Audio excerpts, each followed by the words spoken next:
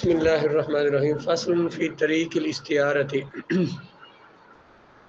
استعارہ کی پہچان کے بیان میں فصل۔ اب تک حقیقت اور مجاز کا بیان تھا،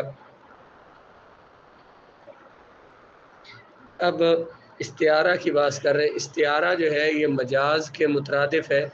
استعارہ اور مجاز اصول فقہ والوں کے نزدیک دونوں ایک معنی میں استعمال ہوتے ہیں۔ حقیقی اور مجازی معنی میں لفظ کا دیکھیں، ایک حقیقی معنی ہوتا ہے، ایک مجازی معنی۔ حقیقی اور مجازی معنی میں کوئی تعلق ہوتا ہے۔ مثلا دیکھیں، ہم نے کہا کہ فلاں بندہ جو ہے نا وہ شیر ہے، یا مثلا شیر کی طرح ہے، تو ہم نے اس کو تشبیہ دی ہے شیر کے ساتھ۔ ہم نے کہا فلاں چاند ہے، اس کو حسن میں تشبیہ دی ہے چاند کے ساتھ۔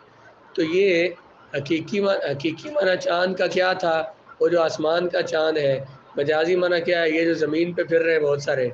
تو یہ اس حقیقی اور مجازی معنی کے درمیان ایک تعلق تھا، اسے کہتے ہیں علاقہ اور تعلق۔ وہ تعلق کیا تھا؟ کس وجہ سے مناسبت دی ہے؟ حسن کی وجہ سے۔ اس کو مشابہت ہے حسن میں اس کے ساتھ۔ تو علاقہ جو تھا ان کے درمیان، جو تعلق اور علاقہ اسے بولتے ہیں۔ حقیقت اور مجاز کے درمیان تعلق ہے تشبیہ کا۔ ہم نے بندے کو چاند کہا تو مطلب اس کو چاند کے ساتھ کیا دیا؟ تشبیہ دیا۔ ہم نے بندے کو شیر کہا تو اس کو شیر کے ساتھ تشبیہ دی۔ تو حقیقی معنی شیر کا کیا تھا؟ وہ جانور جو چیرنے پھاڑنے والا ہوتا ہے، وہ حقیقی معنی تھا۔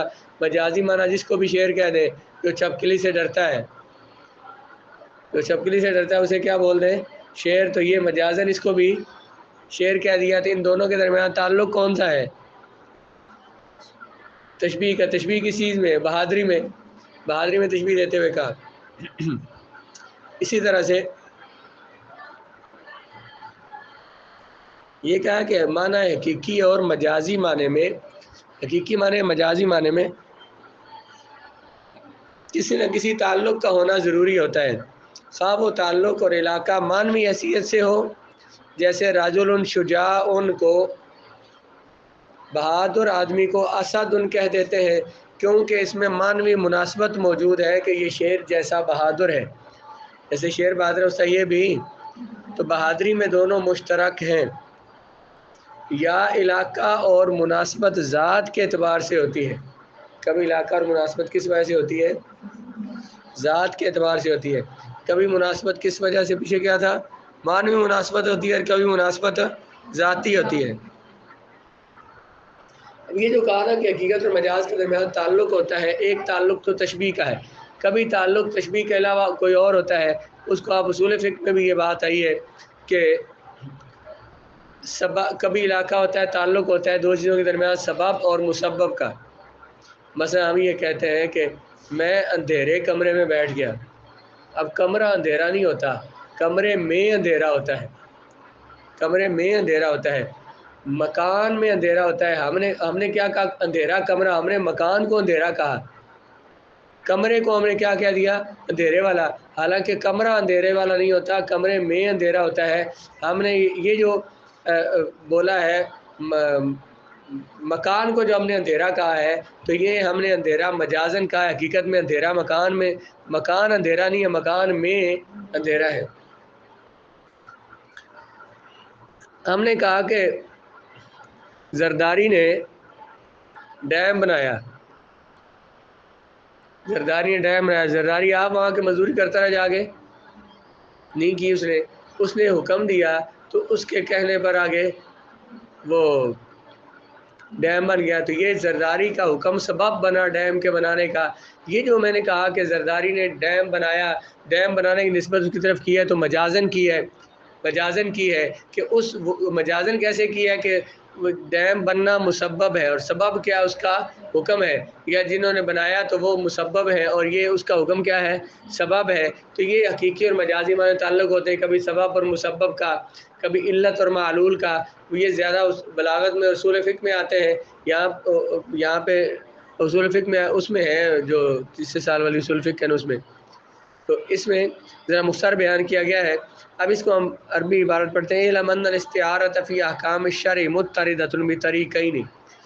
شریعت کے احکام میں جو استعارہ، جو مجازی معنی مراد لیا جاتا ہے نا، وہ دو طریقوں سے لیا جاتا ہے۔ مجازی معنی جو مراد لیا جاتا ہے وہ احدہما لوجود الاتصال بین العلم والعلت والحکم، کبھی علت اور حکم میں اتصال ہوتا ہے، کبھی حکم اور علت میں اتصال ہوتا ہے، اس وجہ سے علت بول کر تو معلول مراد لے لیتے ہیں، علت بول کر حکم مراد لے لیتے ہیں، اور حکم بول کر علت۔ اس کے آگے مثالیں سمجھیں گے تو پھر ہم دوبارہ اس کو پڑھیں گے، پھر آپ کو بات سمجھ آئے گی۔ کبھی وجود اتصال ملاپ ہوتا ہے سبب کے درمیان اور مسبب کے درمیان، سبب اور حکم کے درمیان، کبھی اتصال ہوتا ہے علت اور حکم کے درمیان، کبھی اتصال ہوتا ہے ملے ہوتے ہیں کون، سبب اور حکم۔ فالاول منها یوجب صحت الاستعارۃ من الطرفین، جب علت بول کر حکم مراد ہو تو دونوں طرف سے مجازی معنی مراد لینا جائز ہے، یعنی علت بول کر حکم مراد لینا جائز ہے اور حکم بول کر علت مراد لینا جائز ہے۔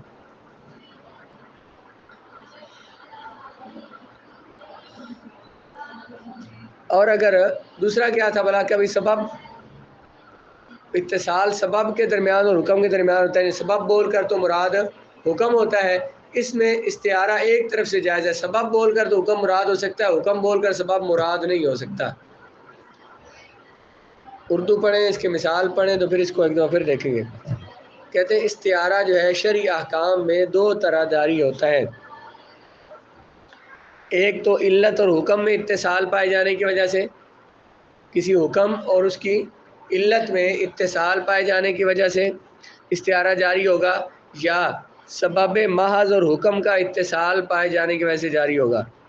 حقیقت اور مجاز کے درمیان استعارہ کس وجہ سے ہوگا، حکم کا علت اور حکم کے ملنے کی وجہ سے، اور کبھی سبب اور حکم کے ملنے کی وجہ سے، سبب اور حکم کے اتصال کی وجہ سے۔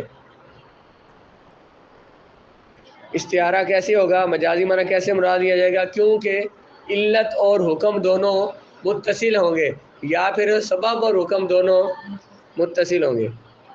علت اور سبب کی تعریف کیا ہے، ہر وہ شے جو کسی دوسری شے تک پہنچنے کا ذریعہ ہو لیکن کسی اور واسطہ سے ہو، وہ سبب ہوتا ہے۔ ایک وہ شے جو کسی شے تک پہنچائے، جو کسی شے تک پہنچنے کا ذریعہ ہو، وہ شے جو کسی شے تک پہنچائے، کسی شے تک پہنچنے کا ذریعہ ہو، اور ان دونوں کے درمیان کوئی تیسری چیز بھی موجود ہو، اس کو سبب بولتے ہیں۔ دیکھیں، ہم کہتے ہیں ایک بندہ مجھے گاڑی پر لے کر ٹکوال موڑ چھوڑ کے آیا، تو یہ بندہ مجھے ٹکوال موڑ جانے کا سبب بنا، درمیان میں ایک اور چیز موجود تھی، کون سی، گاڑی جس پر سوار کر کے لے گیا، تو اس کا مجھے لے کر جانا یہ میرے ٹکوال موڑ جانے کا کیا ہے، سبب ہے۔ ایک بندہ مجھے ہاتھ سے پکڑ کے لے گیا اور چل میرے ساتھ میں پکڑ کے گھسیٹ کے لے گیا، تو یہ کیا ہے، یہ میرے وہاں جانے کی کیا ہے، علت ہے، وہاں جانے کی کیا بنا، علت۔ اور ایک درمیان میں واسطہ آ گیا، اگر وہ لے کر وہی گیا لیکن درمیان میں ایک واسطہ آ گیا ہے، تو جو کسی کام کے کرنے کی وجہ ہو لیکن کسی شے کے واسطے سے ہو، کسی کام کے کرنے کی وجہ ہو لیکن کسی واسطے سے ہو، اس چیز کو کیا بولتے ہیں، سبب۔ جو ہم نے کام کیا ہے وہ تھا حکم، مثلا میں یہاں سے اس نے مجھے گاڑی اٹھایا، وہاں جا کے اتار دیا، تو حکم کیا ہوا کہ میں نے جو سفر کرنا تھا میرا سفر مکمل ہو گیا، اس نے میرا کام پورا کر دیا، یہ حکم ہو گیا۔ اور علت کیا تھی، اس کا لے کر جانا، اور درمیان میں ایک سبب تھا لے جانے کا، وہ سبب گاڑی بھی ہو سکتی ہے، وہ سبب کوئی اور چیز بھی ہو سکتی ہے جس وجہ سے لے گیا۔ اور ایک یہ ہے کہ وہ مجھے پکڑ کے لے گیا، ساتھ کوئی اور سبب نہیں تھا، اس نے مجھے منزل پہ پہنچا دیا، منزل پہ پہنچانا یہ حکم ہے، اس کا مجھے پکڑنا لے یہ کیا ہے، علت ہے۔ علت اور سبب میں فرق کیا ہے، ہر وہ چیز جو کسی دوسری شے تک پہنچنے کا ذریعہ ہو لیکن کسی دوسرے کے واسطے سے ہو، اس شے کو سبب کہتے ہیں اور اس واسطہ کو علت کہتے ہیں۔ مثلا راستہ منزل مقصود تک پہنچانے کا ذریعہ ہے، لیکن منزل مقصود تک پہنچاتا کیسے، چلنے کے واسطے کے ساتھ، راستہ خود نہیں پہنچاتا، بندہ راستے پر چلتا ہے تو اس تک پہنچتا ہے، چنانچہ راستہ منزل تک پہنچانے کا سبب ہے۔ اور یہ جو بندہ چلا ہے نا، چل کے گیا، تو یہ کیا ہے، راستہ جو ہے یہ منزل تک پہنچنے کا سبب ہے۔ اس سبب تک بندہ کیسے پہنچا منزل تک، چلنے سے، یہ جو چلنا ہے یہ اس کی علت ہے۔ وہ تھوڑی سی پہلے میں نے زیادہ اور طریقے سے بات کی ہے، یہاں پہ بہت مختصر لکھی ہے، اس لیے اسی کو یوں ہی سمجھے۔